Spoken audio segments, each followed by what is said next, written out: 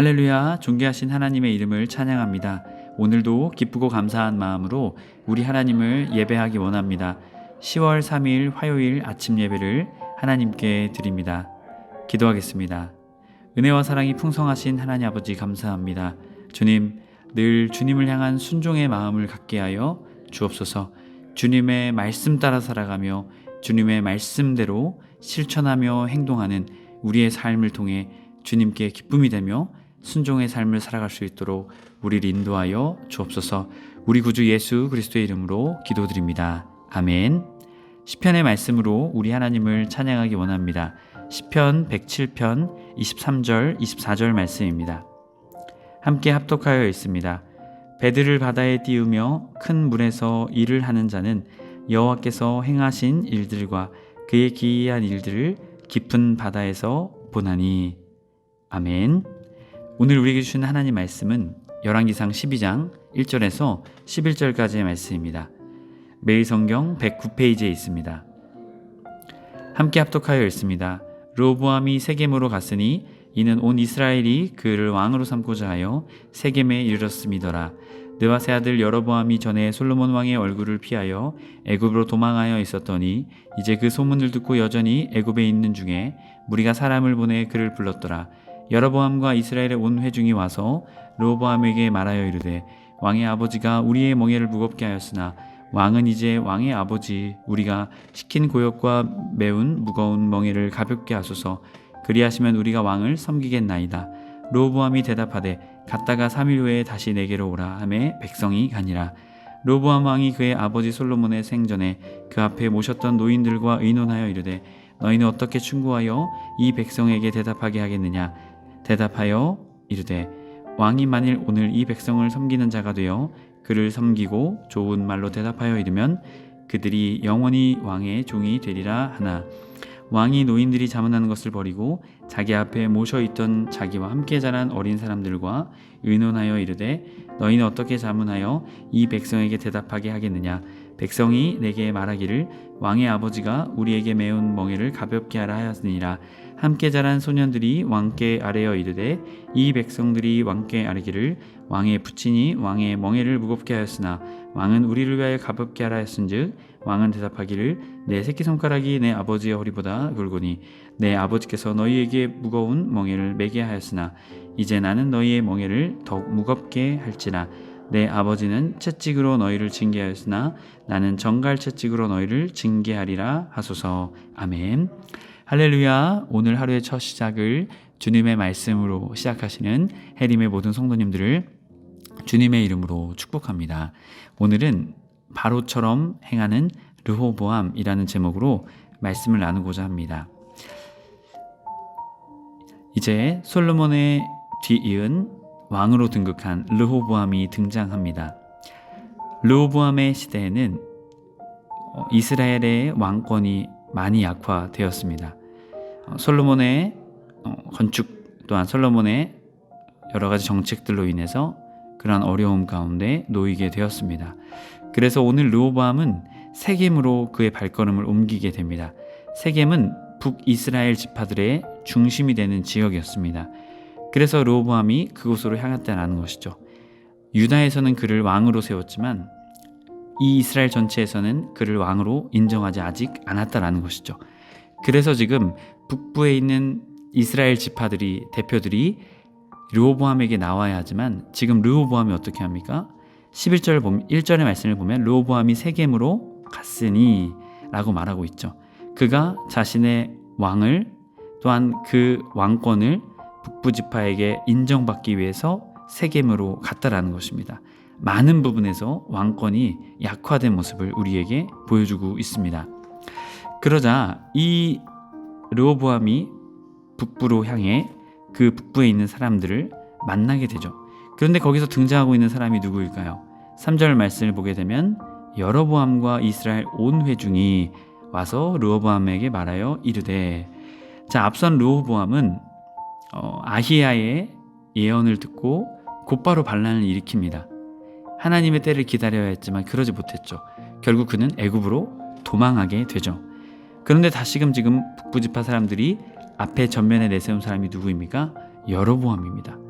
이 여로보암을 세웠다라는 것은 르호보암에게는 굉장히 어떨까요? 불편한 것이죠. 반역을 일으켰던 자가 지금 북부 지파의 대표로 나왔으니 말이죠. 그러자 이 르호보암에게 여로보암이 말합니다.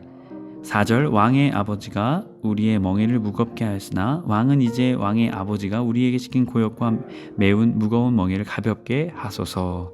그리하시면 우리가 왕을 섬기겠나이다. 아멘.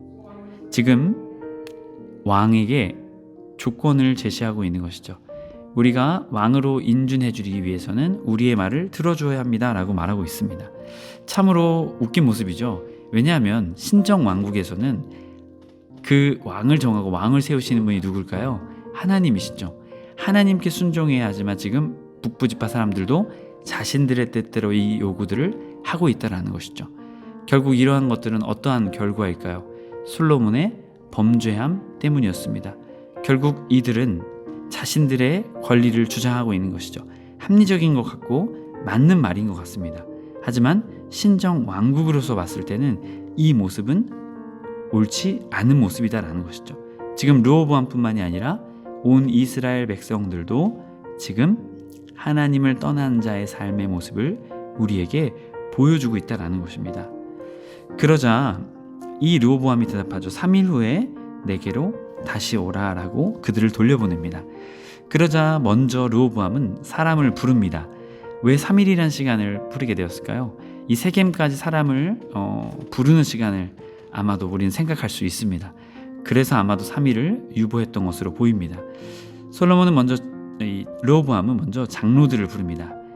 나이가 있는 노인들이라고 표현하는데 이것은 단순히 나이가 많은 노인을 의미하는 표현이 아닙니다. 이 노인들은요, 나이 많고 이런 것이 아니라 인생의 경험과 또한 정치적인 또한 이런 지혜를 가지고 있는 사람들이죠. 솔로몬 시대부터 지혜와 경험이 풍부했던 사람들을 이 노인으로 볼 수 있습니다.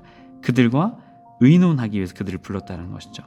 Y와 아츠, 상호 협의를 말합니다. 일방적으로 하는 것이 아니라 서로 상호 합의하기 위해 서로의 의견을 나누었다라는 것이죠. 그런데 여기서 르호보암은 어떠한 결정을 합니까? 그들의 대답이 기쁘지 않았습니다. 그러니까 르호보암이 원하는 대답을 하지 않았다라는 것이죠. 이 노인들이 말했던 대답은 무엇입니까? 그들의 욕구를 그들의 조건을 수용해라. 그러면 영원히 그들이 당신을 섬기고 당신의 종이 될 것입니다 라고 말하게 되죠. 하지만 르호보암 8절 말씀, 왕이 노인들의 자문한 것을 버리고, 자, 여기서 버렸다라는 의미는 무엇일까요? 와이하조부, 버리다. 마음에 원하는 답변이 아니었다라는 것입니다. 지금 르호보암은 지혜로운 답변이 아니라 자신의 마음에 원하는 답변을 듣고 싶어 했다라는 것이죠. 이를 통해서 르호보암은 어떠한 사람이었음을 우리는 알게 됩니까? 지혜로운 사람이 아니다라는 것이죠. 자신이 원하는 대로 행하기를 원했던 사람이다라는 것이죠. 그러자 르호보암은 자신과 함께 자란 어린 사람들, 신진 세력들을 말하고 있죠. 이들은 경험도 부족하고 또한 솔로몬 시대에 중요한 직책의 일들을 하지 않았던 사람들입니다. 이들과 함께 논의하게 됩니다.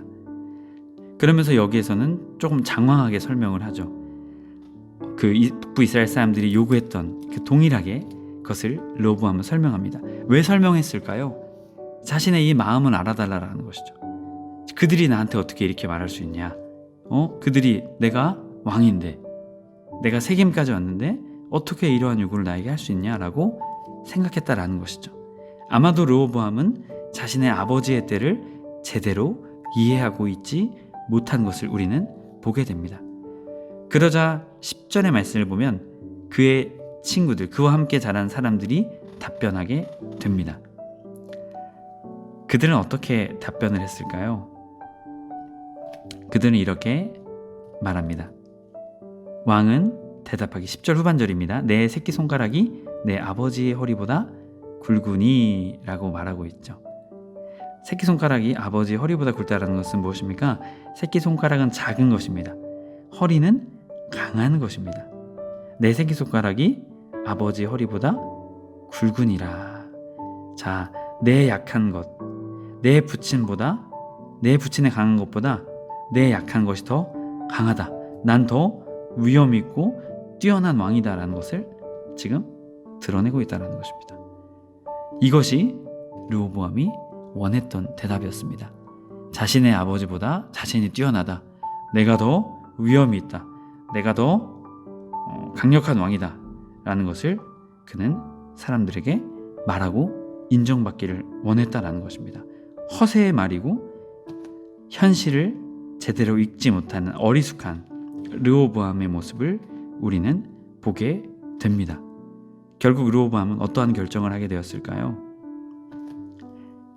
노인들, 지혜로운 자들의 조언이 아닌 어리석은 소년들의 조언을 듣게 됩니다. 그래서 여기서에도 그들을 소년으로 표현하고 있는 것입니다. 르호보암이 왕으로 등극할 때가 40세였습니다. 어리지 않았죠. 하지만 그들은 어리숙한 모습을 가지고 있던 자들의 모습을 우리에게 보여줍니다. 하나님의 성도 여러분, 오늘 르호보암을 통해 우리는 무엇을 발견하게 됩니까? 르호보암은 하나님의 뜻, 지혜로운 자의 삶을 살기보다는 자신의 마음과 자신의 욕심, 또한 자신의 마음을 헤아려는 주는 그러한 것들에 마음을 빼앗겼던 사람이었습니다. 여러분, 우리는 어떠한 삶을 살아가야 할까요?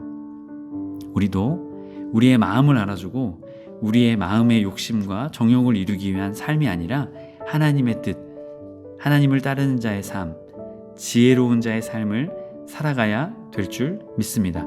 그렇지 못할 때 우리는 지혜로운 자의 말을 듣지 않습니다. 어리석은 자의 말을 듣게 되고 자신이 원하는 답을 듣기를 원하게 됩니다. 결국 그렇게 되면 우리의 신앙생활, 우리의 삶도 망가지고 무너지게 되는 것이죠. 결국 하나님의 뜻을 떠난 자의 삶이다라는 것입니다.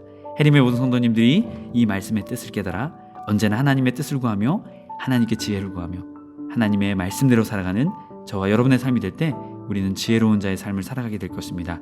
그 은혜의 삶 살아내시길 주님의 이름으로 간절히 축복합니다. 기도하겠습니다. 은혜와 사랑이 풍성하신 하나님 아버지 감사합니다. 주님, 우리는 주님의 뜻을 따르길 원합니다. 단순히 우리의 마음의 욕심, 또한 우리의 마음을 헤아려주는 사람들에게 우리의 마음을 둘 것이 아니라 오늘도 우리를 지혜의 삶으로, 은혜의 삶으로 인도하길 원하시는 하나님께 마음을 두며 살아가는 우리 모두가 되게 하여 주시옵소서. 그러한 자의 삶에 고난과 역경이 있을지라도 하나님의 인도하심과 보호하심과 지혜가 있는 줄 믿습니다. 주님, 그 은혜의 삶 살아갈 수 있도록 우리를 인도하여 주옵소서. 우리 구주 예수 그리스도의 이름으로 기도드립니다. 아멘. 주기도문으로 마치고 자유롭게 기도하겠습니다.